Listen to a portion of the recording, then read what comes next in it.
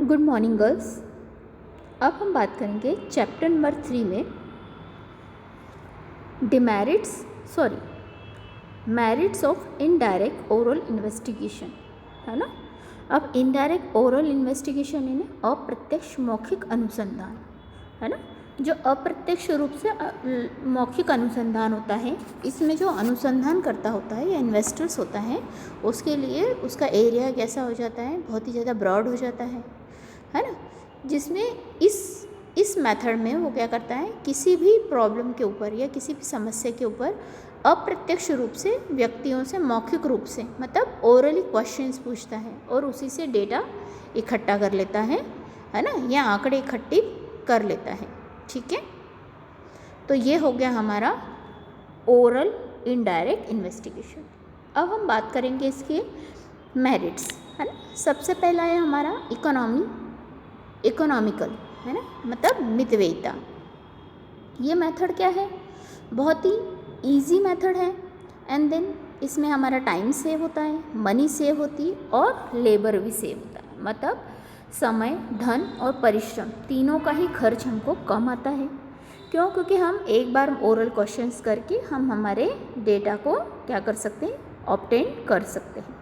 ठीक है, then next second point is vast area, है ना। अब इसका एरिया कैसा है, वास्ट है ना। ये एरिया वास्ट क्यों है? क्योंकि इसमें हम बहुत ही सिंपल तरीके से, मतलब बिल्कुल सीधे तरीके से हम क्या कर रहे हैं, हमारे जो डेटा है या तथ्य हैं हमारे, या हम कहें फैक्ट्स हैं, उनको हम क्या कर रहे हैं, इकट्ठा कर रहे हैं। क्योंकि ये साधारण सी मेथड है, इसी के थ्रू हम डेटा क्या कर रहे हैं, इकट्ठा कर रहे हैं। ठीक है, देन टाइम, है ना। अब ये क्या है, ये मेथड क्या है, कंज्यूमर्स के लिए बहुत ही कम टाइम में इजीली काम में आ जाती है। मतलब इसमें जो भी काम होगा वो इजीली कंप्लीट हो जाएगा, तो इसमें क्या होगा, टाइम भी कम लगेगा। फिर सजेशंस फ्रॉम स्पेशलिस्ट, इसमें जितने भी सजेशंस हैं वो स्पेशलिस्ट के थ्रू होंगे, है ना। अब इसमें जो सजेशंस हैं वो हमारे स्पेशलिस्ट की सम्मति से होंगे, है ना। मतलब जो हमारे इन्वेस्टर्स हैं वो हमको क्या करेंगे, सारी इन्फॉर्मेशन देंगे। ठीक है, जो स्पेशलिस्ट हैं, स्पेशली जो इस सब्जेक्ट को लेकर के बहुत ज़्यादा अपने सुझाव या अपने जो भी अपनी नॉलेज है ना, वो सब हमको क्या करेंगे, प्रोवाइड करेंगे। तो उसके थ्रू हमारा काम कैसा होगा, और अच्छा होगा, और ज़्यादा हम अच्छे से इस मेथड का हम क्या कर सकते हैं, लाभ उठा सकते हैं, है ना। फिर है इम्पार्शियल, है ना। अब इसमें हमको निष्पक्षता भी देखने को मिलती है। कैसे निष्पक्षता देखने को मिलेगी? क्यों? क्योंकि इस मेथड के अंतर्गत व्यक्तिगत पक्षपात का प्रभाव ही नहीं पड़ता है, क्योंकि हम ओरल इन्वेस्टिगेशन कर रहे हैं। तो इसलिए ये कैसी मेथड है, इम्पार्शियल है ना। अब हमारा नेक्स्ट है मेरिट्स के बाद में demerits of indirect oral investigation. अब हमारे इस ओरल इन्वेस्टिगेशन में हम क्या देखेंगे, इसके डिमेरिट्स, है ना, इसके दोष। तो पहला है लैक ऑफ एक्यूरेसी, है ना, इसमें शुद्धता का अभाव होता है। इसमें हमको शुद्ध जानकारी नहीं मिल पाती है। क्यों? क्योंकि हम क्या करते हैं, सिर्फ ओरल इन्वेस्टिगेशन कर रहे हैं, जिसमें काफ़ी चीज़ें, काफ़ी सारे टॉपिक्स क्या होते हैं या काफ़ी सारे पॉइंट छूट जाते हैं। तो इसमें जो हमारे पास में रिज़ल्ट होता है वो एक्यूरेट आना इम्पॉसिबल होता है। तो हमारा इन्वेस्टिगेटर जो है, अनुसंधान करता है, वो क्या रहता है, प्रत्यक्ष रूप से सूचना देने वालों के संपर्क में नहीं आता है। तो इसीलिए क्या होता है, ये शुद्धता का इसमें अभाव पाया जाता है। फिर है प्रॉब्लम्स ऑफ विटनेसेस, है ना, साक्षियों के दोष, है ना। If the data provided by the witnesses, है ना, अगर हमारे डेटा जो है विटनेसेस के द्वारा हमको मिला है ना, गवाहों के थ्रू मिला है, विटनेसेस है ना, गवाह, तो हमारा उसमें क्या है, पक्षपात पूर्ण विचारधारा, मतलब जिसमें बेस पक्षपात यानी बेस्ड, है ना, जो बेस्ड थिंकिंग है, मतलब पक्षपात पूर्ण विचारधारा है, उसके थ्रू हमारी क्या हो जाएगी, मान्यता कैसी हो जाएगी इसकी, इस मेथड की, है ना, दूषित हो जाएगी, मतलब खराब हो जाएगी। ठीक है। और इस विधि में हमारे पास जितने भी व्यक्ति हैं उनसे हमने क्या की है, जो भी डेटा या इन्फॉर्मेशन कलेक्ट की है वे प्रश्न उत्तर में लापरवाही करते हैं, है ना। और इससे क्या होता है, इन प्रश्नों में उनका निजी हित नहीं होता है, इसलिए वो लोग इस चीज़ पे ध्यान नहीं देते हैं। तो ये सारे दोष हैं हमारे इनडायरेक्ट ओरल इन्वेस्टिगेशन के। नेक्स्ट है इस मेथड के प्रिकॉशंस, यानी इस मेथड में हमको कौन कौन सी सावधानियां रखनी चाहिए। फर्स्ट है फुल कॉन्फिडेंस, है ना। इस मेथड में जब हम हमारे तथ्य, आंकड़े या फिर हम कहें हमारे फैक्ट्स जो भी हम या डेटा हम जो भी कलेक्ट कर रहे हैं उसको हमको उनकी बात पर बिना पुष्टि किए पूर्ण विश्वास नहीं करना चाहिए।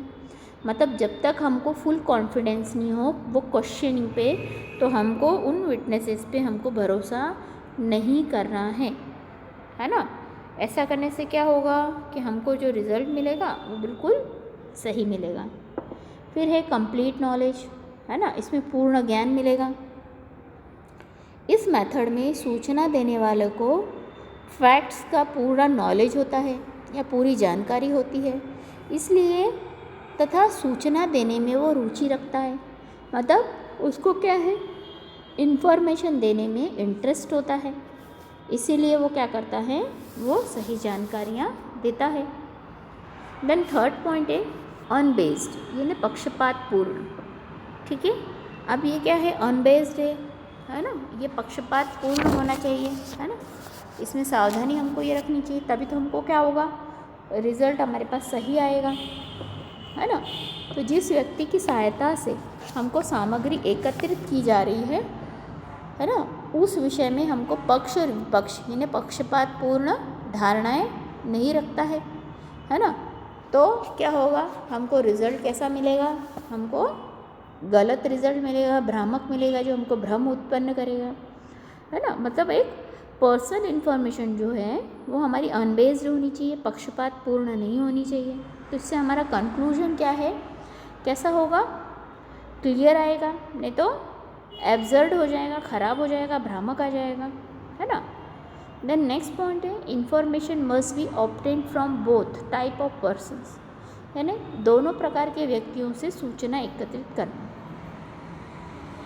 है ना। अब हमारी जो इन्फॉर्मेशन है, information must be obtained from both types of persons, है ना, हुएवर फेवर और ऑल्सो अनफेवर, मतलब कोई व्यक्ति आपके पक्ष में हो या विपक्ष में हो, दोनों ही व्यक्तियों के आपको सूचनाएं इसमें एकत्रित करना चाहिए ही चाहिए।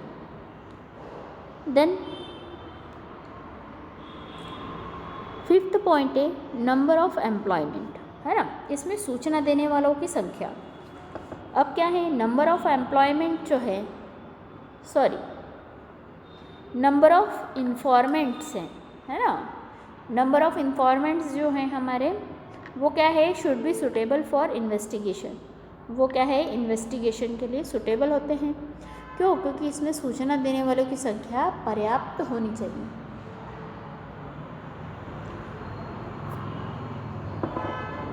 इसके बाद है डायरेक्ट पर्सनल इन्वेस्टिगेशन, ठीक है, और इनडायरेक्ट ओरल इन्वेस्टिगेशन में हमारा डिफरेंस। ठीक है। पहला पॉइंट है persons related to investigation are directly, इसमें क्या है, जो पर्सन्स होते हैं वो डायरेक्टली कनेक्टेड होते हैं, जबकि अगर हम इनडायरेक्ट ओरल इन्वेस्टिगेशन की बात करें तो इस मेथड में पर्सन इनडायरेक्टली किसी भी प्रॉब्लम से कनेक्टेड होते हैं, है ना, इसके थ्रू उनको इन्फॉर्मेशन ऑब्टेन्ड होती है।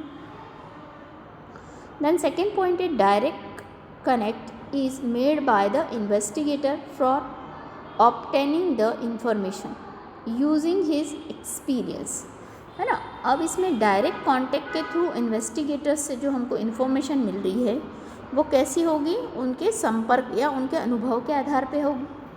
ठीक है। For obtaining information questions are asked orally, है ना। अब इसमें हमारे पास में जो इन्फॉर्मेशन है जो हम कैसे इकट्ठी कर रहे हैं, ओरली क्वेश्चनर के थ्रू हम इकट्ठी कर रहे हैं।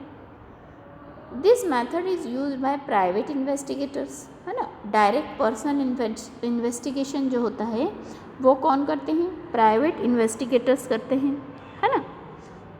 फिर अगर हम इसकी इनडायरेक्ट ओरल इन्वेस्टिगेशन की बात करें तो this method is use by various commissions and investigation committees, है ना। अब ये मेथड जो होते हैं अलग अलग कमीशंस के थ्रू, अलग अलग समितियों के थ्रू, या इन्वेस्टिगेटर्स जो होते हैं जो सूचनाएं एकत्रित करते हैं उनकी कमिटियों के द्वारा बनाई जाती है। This method is suitable for limited area, है ना, और स्मॉल यूनिवर्स। अब डायरेक्ट पर्सनल इन्वेस्टिगेशन जो होता है वो सिर्फ स्मॉल एरिया या लिमिटेड एरिया के लिए ही सुटेबल है, जबकि इनडायरेक्ट ओरल इन्वेस्टिगेशन की बात करें तो this method is best suited for large universe, है ना। इनडायरेक्ट ओरल इन्वेस्टिगेशन जो है डायरेक्ट और साथ में क्या है, बेस्ट सूटेबल एरिया के लिए क्या होती है, यूटिलाइज की जाती है। देन डायरेक्ट पर्सन इन्वेस्टिगेशन में अगर हम लास्ट पॉइंट देखें 5th number, this method consumes lots of time, labour and money, ना। इस मेथड में क्या है, बहुत सारा टाइम और मनी लगती है। Comparatively this method use less time in labour money, जबकि इनडायरेक्ट ओरल इन्वेस्टिगेशन में अगर हम उसकी अपेक्षा देखें डायरेक्ट इन्वेस्टिगेशन की अपेक्षा में तो हमको कम टाइम और कम समय लगता है। ठीक है। अब हम देखते हैं इस टॉपिक को हिंदी में। प्रत्यक्ष व्यक्तिगत अनुसंधान और अप्रत्यक्ष मौखिक अनुसंधान, है ना। इसमें अनुसंधान समस्या से प्रत्यक्ष संबंध रखने वालों से व्यक्तिगत संपर्क स्थापित करके सूचना प्राप्त की जाती है। मतलब इस अनुसंधान में जब भी हम किसी समस्या का समाधान ढूंढते हैं तो इसमें हम व्यक्तिगत संपर्क स्थापित करके सूचना प्राप्त करते हैं। मतलब हम सामने वाले व्यक्तियों से मिलते हैं जो हमको सूचना देने वाले हैं। फिर अप्रत्यक्ष मौखिक अनुसंधान में क्या है, इसमें अनुसंधान समस्या से अप्रत्यक्ष संबंध रखने वाले सूचकों से सूचना प्राप्त की जाती है। मतलब इसमें क्या है, हमारे अनुसंधान जो हुए हैं, ठीक है, उसकी समस्या का हम अप्रत्यक्ष रूप से सूचना एकत्रित करते हैं। मतलब प्रत्यक्ष नहीं जाते हैं, अप्रत्यक्ष तौर पर हम सूचना इकट्ठा करते हैं। सेकंड पॉइंट है, इस विधि में अनुसंधानकर्ता स्वयं क्षेत्र में जाकर निरीक्षण व अनुभव के आधार पर सूचना प्राप्त करते हैं। मतलब इस मेथड में जो हमारे इन्वेस्टर्स हैं, है ना, इन्वेस्टिगेटर्स हैं, वो क्या करेंगे, खुद जाएंगे और निरीक्षण करेंगे, ध्यान देंगे, है ना, और उनके एक्सपीरियंस या अनुभव के आधार पर वो इसमें सूचना प्राप्त करते हैं, है ना। जबकि अप्रत्यक्ष मौखिक अनुसंधान में देखें तो इस विधि में मौखिक पूछताछ से सूचना प्राप्त की जाती है ना। फिर इस विधि का प्रयोग अधिकतर निजी अनुसंधान करते हैं। इस विधि का प्रयोग कौन करता है,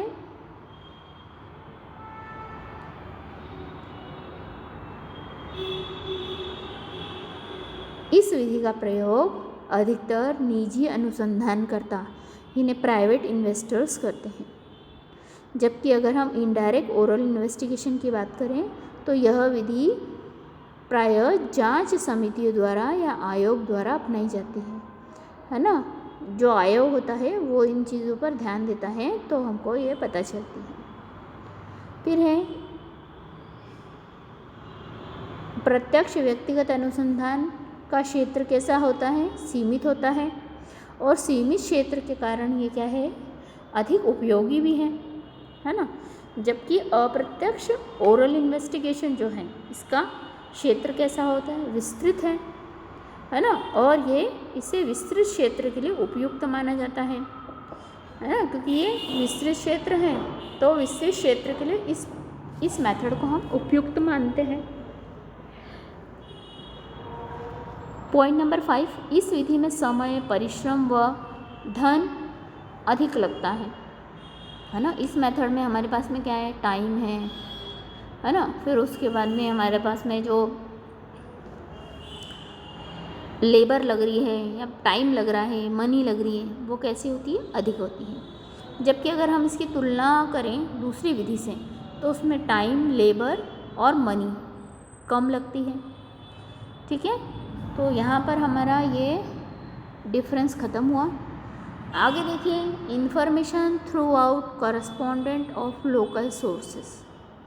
ठीक है, अब लोकल सोर्सेस यानी स्थानीय संवाददाताओं द्वारा सूचना प्राप्त, है ना। अब आसपास के जो लोकल लोग हैं वो भी हमको क्या करते हैं, सूचनाएं देते हैं। तब इस मेथड में क्या है, in this method investigator appoints, इस विधि में जो अनुसंधान करता है वो अनुसंधान के विभिन्न स्थानों पर क्या करता है, various places local correspondents collect the desired or required information, है ना। इसमें जो हमारे स्थानीय संवाददाता है वो नियुक्त करता है, वो है ना, अनुसंधान करता जो होता है, इन्वेस्टिगेटर्स जो है वो इन्वेस्टिगेशन के लिए क्या करेगा, लोकल पीपल्स को अपॉइंट करेगा। यह संवाददाता पर अनुसंधानकर्ता को आवश्यक सूचनाएं प्रेषित करते हैं। मतलब इसमें जो मोस्ट इम्पॉर्टेंट इन्फॉर्मेशन है वो दी जाती हैं। फिर है परिशुद्धता का स्तर संवाददाता की योग्यता पर निर्भर करता है। मतलब इसमें क्या है, इस मेथड की एक्यूरेसी जो है वो करस्पॉन्डेंट इन्फॉर्मेशन या उनकी एबिलिटी पर ही डिपेंड करती है। मतलब संवाददाता की जो योग्यता रहेगी उसी के आधार पर वो क्या करेगा, कलेक्शन ऑफ डेटा करेगा।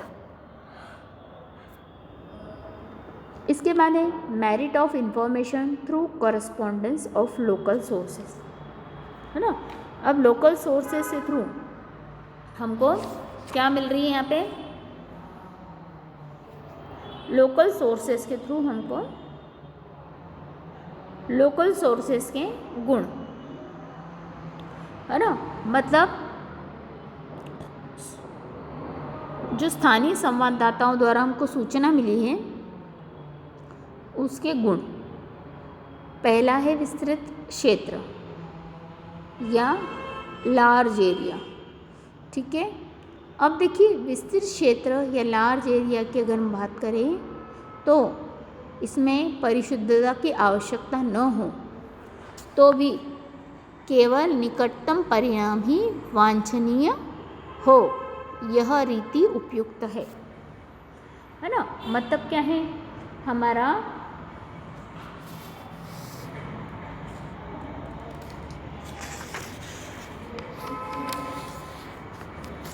मतलब हमारी हाई डिग्री ऑफ एक्यूरेसी है जो हमको रिक्वायर्ड है इन्वेस्टिगेशन के लिए, तो हम ऐसी ही मेथड को इसमें क्या करेंगे, यूटिलाइज करेंगे। देन सेकंड पॉइंट है इकोनॉमिकल, है ना। ये मेथड जो है बहुत ही इकोनॉमिकल है। क्यों? क्योंकि इस मेथड के थ्रू सेव टाइम, मतलब टाइम सेव हो रहा है, मनी सेव हो रही है, लेबर सेव हो रहा है और इन्फॉर्मेशन जो है वो ऑब्टेन हो रही है विथ वेरी लेस मनी। इसमें हमको पैसे की भी कम आवश्यकता पड़ती है ना। अब इसके बाद है नेक्स्ट पॉइंट है इकोनॉमिकल, है ना। इकोनॉमिकल यानी मितव्ययिता, है ना। अब जो हमारी ये मेथड है इसमें धन, समय और परिश्रम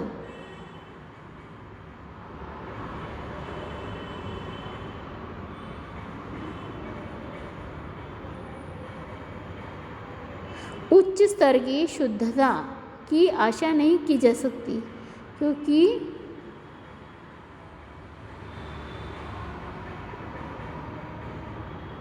क्योंकि बहुत सी सूचनाएं हमको अनुमानित होती हैं। ठीक है, अब हम बात करेंगे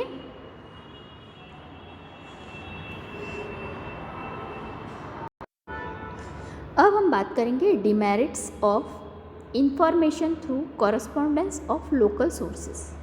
अब हमारे स्थानीय संवाददाताओं द्वारा सूचना प्राप्ति के कुछ दोष भी होते हैं, है ना। तो सबसे पहले हम बात करेंगे लैक ऑफ ओरिजिनलिटी, यानी मौलिकता का अभाव होता है इसमें, है ना। ये विधि में हमारे पास में जितने भी आंकड़े आते हैं वो हम मौलिकता का इसमें अभाव होता है, मतलब ये जो डेटा होता है वो ओरिजिनल नहीं होता है, ठीक है। क्यों? क्योंकि ये प्रोसेस जो होती है वो हमको लोकल संवाददाताओं द्वारा मिलती है, सिर्फ हम उनकी सूचना के आधार पर बनाते हैं, इसलिए ओरिजिनलिटी होना इसमें थोड़ा प्रॉब्लमेटिक होता है, मतलब इसमें ओरिजिनलिटी होगी हम ये नहीं कह सकते हैं। फिर है बेस यानी पक्षपात। अब इसमें हम देखेंगे कि हमको पक्षपात भी देखने को मिलेगा, मतलब संवाददाताओं में यदि अगर कोई पक्षपात की भावना है उनमें, है ना, तो उससे भी हमारा क्या है परिणाम क्या होगा, कैसा हो जाएगा, अशुद्ध हो जाएगा। मतलब हमारा करस्पॉन्डेंट्स जो हैं वो कंक्लूजन हम पूरी तरीके से नहीं निकाल पाएंगे। क्यों? क्योंकि अगर उसने हमको कुछ मैनिपुलेट किया, इन्फॉर्मेशन गलत दी है, तो हम सही परिणाम पे नहीं पहुंच पाएंगे। देन लैक ऑफ एक्यूरेसी, इसमें शुद्धता की भी कमी होती है ना, क्योंकि हाई डिग्री ऑफ एक्यूरेसी जो है एक्सपेक्टेड हम इस मेथड में नहीं कर सकते हैं। क्यों? क्योंकि ये इन्फॉर्मेशन एग्जैक्टली क्या है, अप्रॉक्सीमेटिंग नेचर की है ना। हम इसमें अप्रॉक्सीमेट बोल सकते हैं, एग्जैक्टली ये जो चीज़ है वो नहीं बता सकते हैं, ठीक है। मतलब इसमें आपको शुद्धता की भी कमी होती है, क्योंकि उच्च स्तर की शुद्धता की आशा हम इसमें नहीं कर सकते हैं। इसमें सूचनाएं कैसी होती हैं, अनुमानित होती है ना, सिर्फ हम अनुमान लगा सकते हैं। फिर है डिले इन ऑब्टेनिंग इन्फॉर्मेशंस, है ना, इसमें सूचना प्राप्ति में विलंब भी होता है, क्योंकि हमारी इन्फॉर्मेशन जो है ऑब्टेंड होती है आफ्टर अ लॉन्ग टाइम, है ना, एक लंबे समय के बाद हमको रिजल्ट मिलता है ना। तो इसमें क्या है, हमको सूचनाएं काफ़ी देर या काफ़ी समय बाद मिलती है, और कभी कभी तो ये अनुपयोगी भी हो जाती है, यूजलेस मानी जाती है, इतना टाइम ले लेती है कि मैनी टाइम ये सिचुएशन के अकॉर्डिंगली बहुत ज़्यादा टाइम लगने पर ये कैसी हो जाती है, लेस यूज़फुल हो जाती है, ठीक है। देन लैक ऑफ होमोजीनियटी, है ना, होमोजीनियटी यानी एक रूपता का अभाव। जो होमोजीनियस है ना वर्ड, उसी से बनाए होमोजीनिटी, है ना। अब इससे क्या होगी, एक रूपता का भी अभाव मिलेगा हमको, ठीक है। एक रूपता का अभाव कैसे मिलेगा कि इस मेथड के अंतर्गत हमारे पास जो डेटा करस्पॉन्डेंट के थ्रू इकट्ठा होगा, तो करस्पॉन्डेंट्स जो हमको डेटा दे रहे हैं वो डिफरेंट मेथड से क्या हो जाएगा, हमारे पास में डिफरेंट डेटा क्या होगा, कलेक्ट होगा। मतलब इस मेथड के थ्रू एक जैसा डेटा हमको नहीं मिल पाएगा। क्यों? क्योंकि डेटा में क्या होगा, अलग अलग टाइप के करस्पॉन्डेंट्स या संवाददाता इकट्ठे होंगे, और जब ज़्यादा लोग इकट्ठा होंगे तो निश्चित सी बात है हमारे पास जो इन्फॉर्मेशन आएगी वो कैसी होगी, इनकरेक्ट होगी, है ना। इनकरेक्ट होने के साथ साथ उसमें एक रूपता का भी अभाव रहेगा, ठीक है। इसके बाद एक question has to be filled by informant, है ना, क्वेश्चनर। अब क्वेश्चनर क्या होती है, सूचकों द्वारा प्रश्नावलियाँ भरवाना, ये मेथड होती है, ठीक है। तो सूचकों द्वारा जब हम प्रश्नावलियाँ भरवाते हैं ये मेथड, तो इस विधि में अनुसंधानकर्ता मतलब इन्वेस्टिगेटर्स जो हैं इन्वेस्टिगेशन के ऑब्जेक्ट को ध्यान में रखकर क्या करते हैं, एक क्वेश्चनर या प्रश्नावली तैयार करते हैं, और फिर इस प्रश्नावली की अनेक प्रतियाँ मतलब बहुत सारी कॉपीज़ क्या करते हैं, प्रिपेयर करते हैं। एंड ये कॉपीज़ जो हैं वो क्या करते हैं, पोस्ट के द्वारा, है ना, या फिर थ्रू पोस्ट, ठीक है, वो क्या करते हैं, जो सूचना देने वाले लोग ये क्वेश्चनर कर रहे हैं उनके पास भेज देते हैं, है ना, उनके पास भेजने से क्या होगा, निश्चित सी बात है वो सूचकों को बताएंगे, इन्फॉर्मेंट्स को, कि भाई हम आपकी दी हुई जो इन्फॉर्मेशन है हम ना तो उसको क्या करेंगे, कोई मिसयूज़ करेंगे, और ना ही हम उसको किसी को बताएंगे, मतलब उसकी गुप्त रखने की और साथ में दुरुपयोग न होने की, दोनों ही क्या करते हैं, आश्वासन देते हैं। और सूचकों को यह निवेदन किया जाता है कि प्रश्नावली एक निश्चित समय में भरकर पुनः लौटा देवे, है ना। तो इससे क्या है, हमारे पास में प्रश्नावलियाँ फिर से एकत्रित हो जाती हैं। फिर है हमारा मेरिट्स ऑफ क्वेश्चनर्स। ठीक है, क्वेश्चनर के डीमेरिट्स, सॉरी मेरिट्स क्या क्या है ना। तो सूचकों द्वारा प्रश्नावली भरवाने के लाभ, सबसे पहला है इकोनॉमिकल है ना, ये मितव्ययी है ना, इसमें हमको ज़्यादा पैसा खर्च करने की ज़रूरत नहीं पड़ती है ना। जब हम डेटा कलेक्शन का काम करते हैं तो इससे हमको ज़्यादा पैसे खर्च करने की आवश्यकता इसमें नहीं पड़ती है। फिर है एक्यूरेसी। अगर हम इसकी एक्यूरेसी की बात करें तो इसमें क्या है, हमको एक्यूरेट रिजल्ट मिलते हैं। इसमें शुद्धता अपेक्षाकृत कम तो होती है, मानते हैं कि इसमें क्वेश्चनर पद्धति में हमको जो शुद्धता रहेगी वो कम रहेगी, पर क्या है कि जो सूचना और सूचकों द्वारा मिलती है उसमें मौलिकता बनी रहती है ना, बट इसमें मौलिकता हमको मिलेगी। ठीक है, हम मानते हैं कि ये मेथड क्या है, इकोनॉमिकली कैसी है, लेस एक्सपेंसिव है ना। तो लेस एक्सपेंसिव होने के कारण इसमें क्या है, इकोनॉमिकली इसको हम क्या कर सकते हैं, बहुत ज़्यादा एक्स्ट्रा लार्ज एरिया होने के कारण हम इसमें शीघ्रता से क्या करते हैं, मितव्ययी के साथ, मतलब इकोनॉमिकली हम इसको क्या कर सकते हैं, डेटा को क्विकली क्या कर सकते हैं, इकट्ठा कर सकते हैं।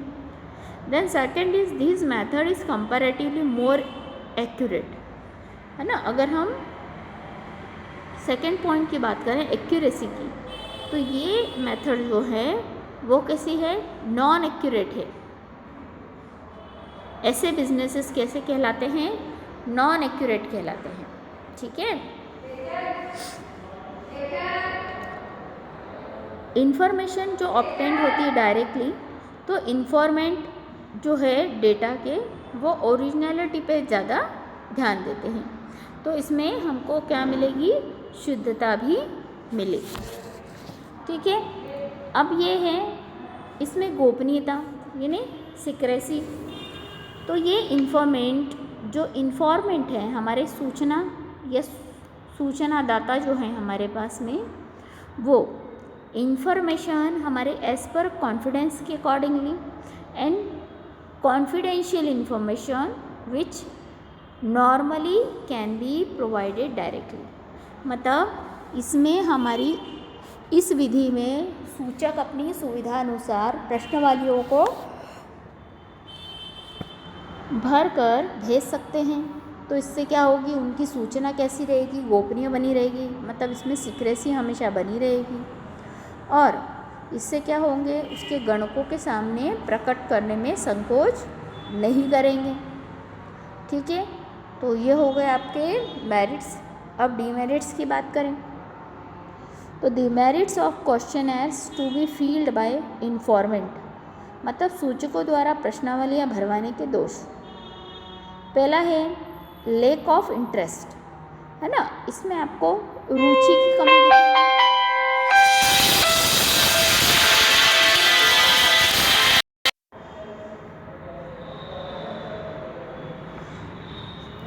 Demerits of questionnaires to be filled by informant, है ना, इसमें हमारा पहला पॉइंट था लेक ऑफ इंटरेस्ट, है ना।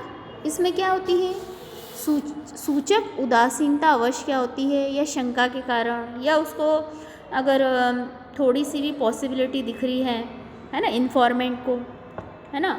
अगर उसकी इच्छा नहीं है, उसका इंटरेस्ट नहीं है, तो वो क्या करेगा, उस क्वेश्चनर को प्रॉपरली तरीके से नहीं फील करेगा, है ना, इनकम्प्लीट ही छोड़ देगा, है ना। तो इसमें क्या रहेगा, उसमें कमी दिखने लगेगी और अपूर्ण ही वो लौटा देगा, मतलब पूरी तरीके से प्रश्नावलियों को नहीं भरेगा। तो हमको सूचना भी कैसी मिलेगी, अधूरी मिलेगी। तो ये तो हो गया हमारा उसका पहला दोष। दूसरा दोष है हमारा fear of misuse of data, है ना। अब डेटा का मिसयूज़ भी होता है, आप सभी को पता है कि सूचकों के मस्तिष्क में ये भी डर रहता है कि भाई हमारी जो दी हुई इन्फॉर्मेशन है इसका कोई मिसयूज़ तो नहीं कर रहा है। तो वो लोग क्या करते हैं, वो उस समय आधी अधूरी इन्फॉर्मेशन भर के हमको क्या करते हैं, सेंड कर देते हैं, ठीक है। क्योंकि उनको डर होता है ना, कि हमारी इन्फॉर्मेशन की क्या होगी, हमारी इन्फॉर्मेशन को लोग मिसयूज़ करेंगे उसका। देन थर्ड पॉइंट है लैक ऑफ इलास्टिसिटी, मतलब इसमें क्या है, लोच का अभाव है। तो इस प्रणाली में क्या है, अपर्याप्त सूचना होने पर पूरक प्रश्नों द्वारा प्रश्नावली में आवश्यक संशोधन संभव ही नहीं होता है ना। मतलब क्या है, इसमें इलास्टिसिटी का अभाव होता है ना। क्यों? क्योंकि इस मेथड में इनकम्प्लीट इन्फॉर्मेशन हमको मिलती है, क्योंकि इन्फॉर्मेंट के पास में और भी कोई इसमें लोच नहीं है, मतलब उसको फ्लेक्सिबिलिटी नहीं मिली है कि वो अपने हिसाब से और कोई इन्फॉर्मेशन देना चाहे तो वो दे दे, है ना। फोर्थ पॉइंट है लिमिटेड एरिया। इस मेथड के अंतर्गत हमारा एरिया कैसा है, लिमिटेड हो जाता है ना। तो इसमें हमारा इन्फॉर्मेंट जो है ना, अगर वो लिटरेट हैं या where the facility of postal services available, अगर वो लिटरेट है और उसके पास डाक सुविधा उपलब्ध है तो वो क्या करेगा, हमको इन्फॉर्मेशन दे देगा, है ना। पर अगर उसके पास में पोस्ट की सुविधा नहीं है ना, या वो शिक्षित नहीं है, तो वो इस मेथड को काम में नहीं ला सकता है ना। तो ये मेथड का यूटिलाइज़ कौन कर पाएगा, जो पढ़ा लिखा है या जो शिक्षित है ना। तो इससे इसका एरिया कैसा हो गया, सीमित हो गया, लिमिटेड एरिया हो गया। मतलब एजुकेटेड पर्सन्स ही सिर्फ इस मेथड को यूटिलाइज़ कर सकते हैं और उसका बेनिफिट ले सकते हैं, बाकी अनएजुकेटेड लोग इसमें बेनिफिट नहीं ले सकते हैं, ठीक है।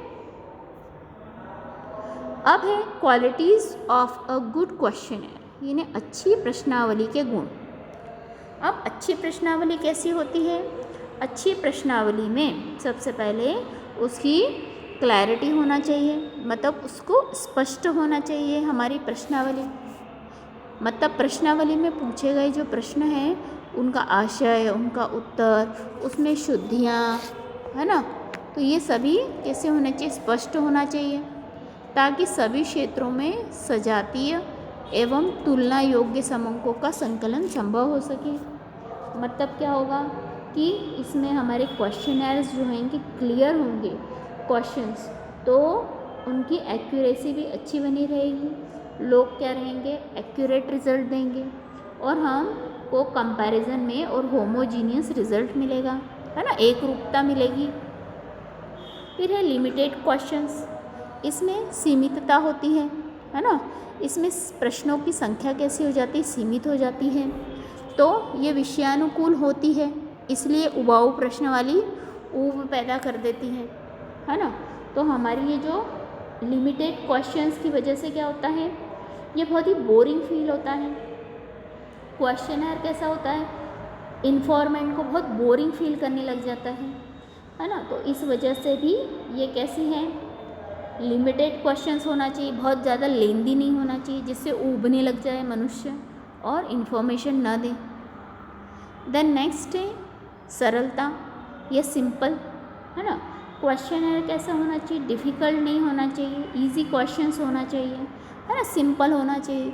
लाइक यस और नो में उसके आंसर्स होना चाहिए, जिनको देने में किसी को भी आसानी हो, है ना। फिर है नेक्स्ट है